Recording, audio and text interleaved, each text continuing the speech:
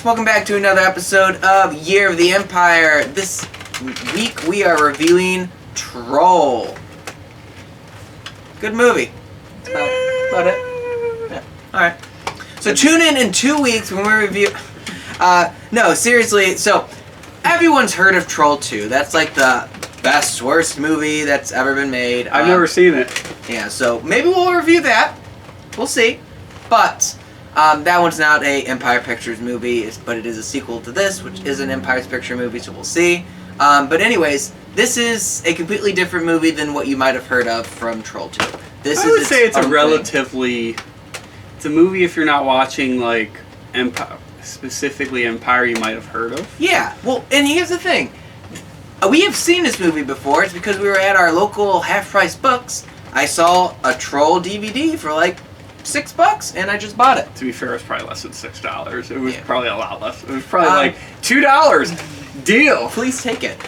It's something that like I stumbled across on my own, and I liked it back then. I didn't love Troll, and watching it again, oh, that song is stuck in my head. Oh, every bonus feature we watched had the main. They love that song. They love it so much. It was catchy. It's just I heard it too much. But honestly, I still think this is a pretty solid movie. Now, it's kind of horror adjacent. It's not sci-fi. It's definitely like a fantasy, almost a children's fantasy. But it definitely has some horror elements to it. It was kind of like they were kind of going for, like, Gremlins. Was this before Gremlins? This came out after Gremlins. So but it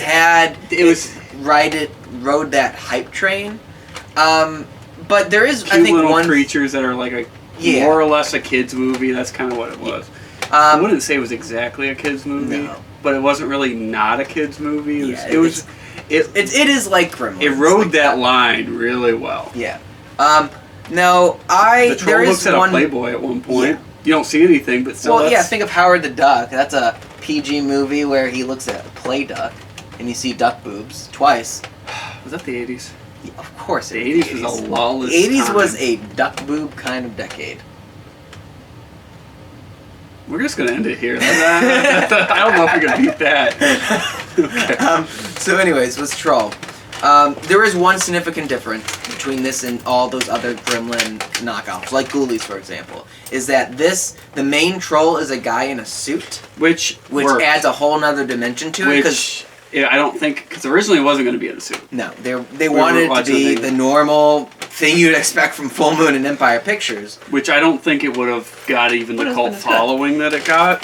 The reason they changed it, though, is because they got this one actor on who's like a midget, who was in Ghoulies 2 that we mentioned, and we mentioned him in other movies. But they got him to play a character, and they were like, okay, now we want him to play like the actual troll, and so they made a whole suit for it. Now, with that in mind, there is a plethora of different puppet, weird, gooey-looking things that look like Ghoulie knockoff, Gremlin knockoff. Yeah, those are just kind of in there. There's a ton of them, and actually they look good. They're not animated great because they don't do much. They're just kind of there. But there's like 25 of them or something. Like there's a lot of them in this. But the main troll looks good, and he actually has a lot of screen time. Prosthetics and stuff are really good. Yeah. I don't even know if it's prosthetics. It was just a full-on I think suit. his eyes are definitely human eyes that you can see through. Yeah. But to me, it works. Again, it's goofy. That's why the kids element, the movie's kind of goofy. But at the same time, the acting quality was very not great. It was hit or miss, I would say, for the best part. For example, the midget guy we were talking about, Phil something, it was a longer name. But anyways, I think he's a great actor in it. But, like, the kid actor who was also in Never-Ending Story. Which he acted decent in that. He acted like what... Actually, I don't remember if I watched it. I was like, hey, that kid's acting was horrible. I didn't love him, but he was worse than it almost felt like this one he might have phoned it in. Yeah, a lot of Sonny Bono was in this for some reason for a small amount of time. Julia Louis-Dreyfus in one of her first roles. Wasn't even credited in that. No, not even credited in the trailer. Which is hilarious now. Despite being like the biggest. She's credited on the back of the Blu-ray because they realized.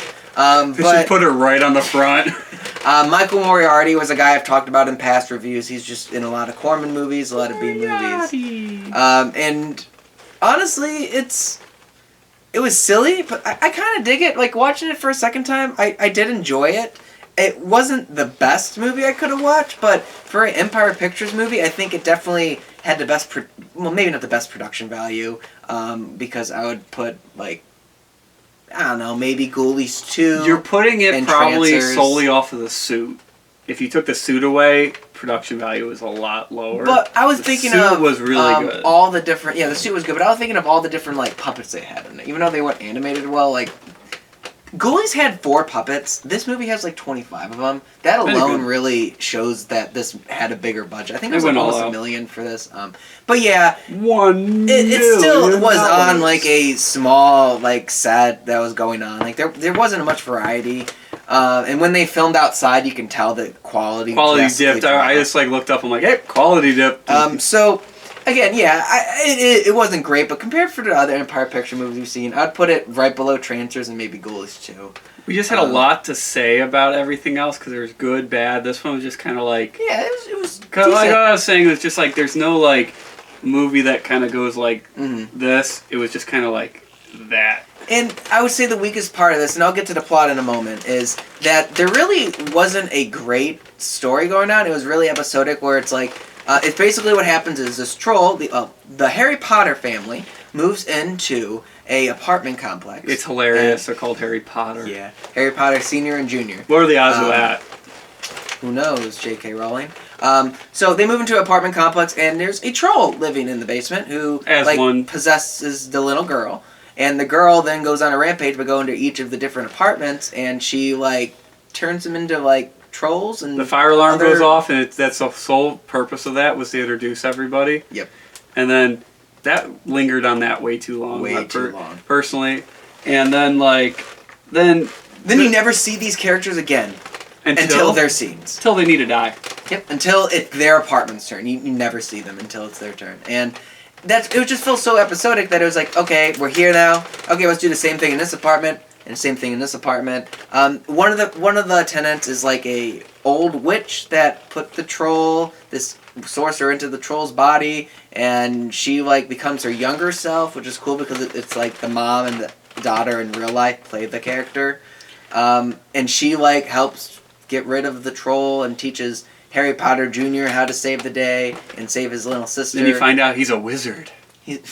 You're a wizard, Harry. And honestly, like, there wasn't a lot going on plot-wise. Like, that's kind of the entire plot. I just went door to door, changing people. It was just silly gags in between. Like your mom. A very long scene of a guy singing a song.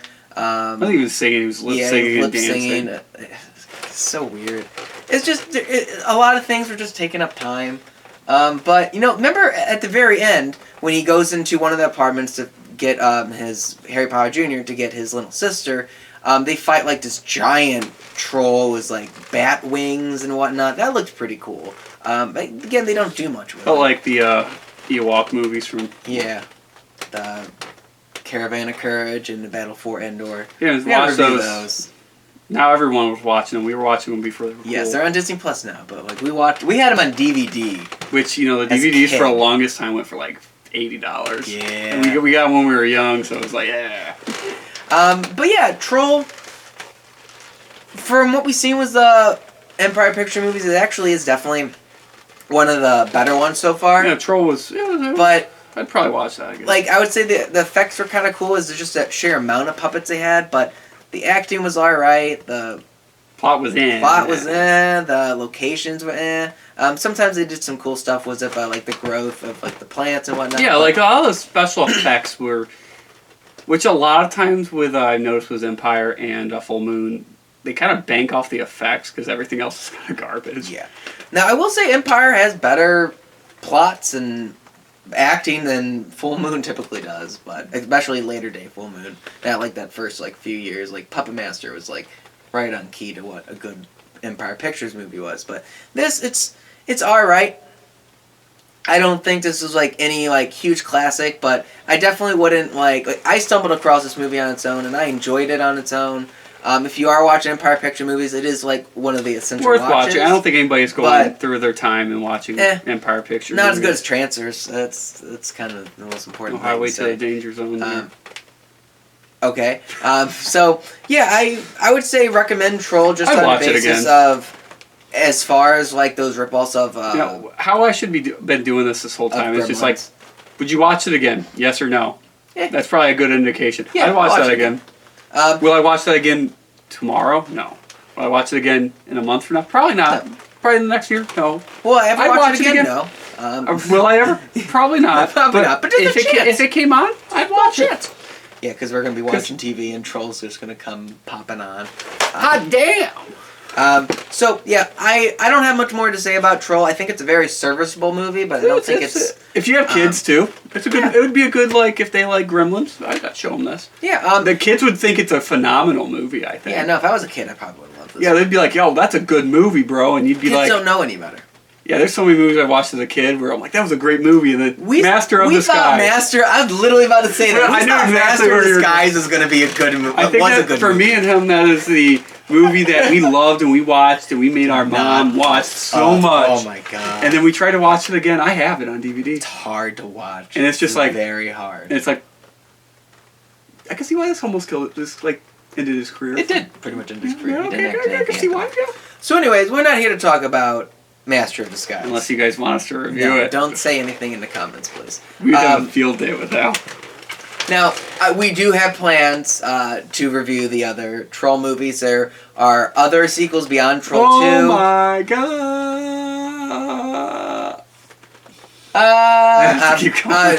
There's multiple different versions of Troll 3, but Troll 2... It's one everyone's heard of. Don't you love when you start getting deep into some of these series? It's like, you got there's multiple different cuts of it. You know, this one's called, it goes like Troll 1, 2, 3, then 8, and then it doesn't do that. But like, you start getting into stuff. I don't think Trolls is that bad. But I will say along those lines is, this will make sense if you know Troll 2 or you'll see it, but this movie was originally going to be called, I think, Goblin, and with the Goblin, it was actually like a slasher, like a hard R slasher film where when the troll becomes a girl, like she was just going to go to like apartment killing them. Yeah, that's what I want to see. But when the director came on and the writer did some rewrites, it became a children's fantasy, and it was really sounded like a Charles Band mandate. They wanted a not exactly family friendly, but a PG-13 movie. We want the kids to see it because they bring the parents and they bring the money. So I'm a little bit of background and not much more. Don't work on me. Only money. I hope that's like the screen grab that YouTube grabs for us. So not much more to say about Troll. Do you have any other final words? I'd watch it again. It's you have kids, I would definitely put that on. They would love it, I think. Definitely seen worse movies. That's a great way to kind of judge a movie. I've seen worse. When I say that, like I will say that about everything. There's some bad ones. I've seen worse, but it's just bad. No, it's serviceable. Serviceable. That's a good. It's probably a good way to describe a lot of these movies. Yeah, it's just okay. Yeah, serviceable. It completed its service for me.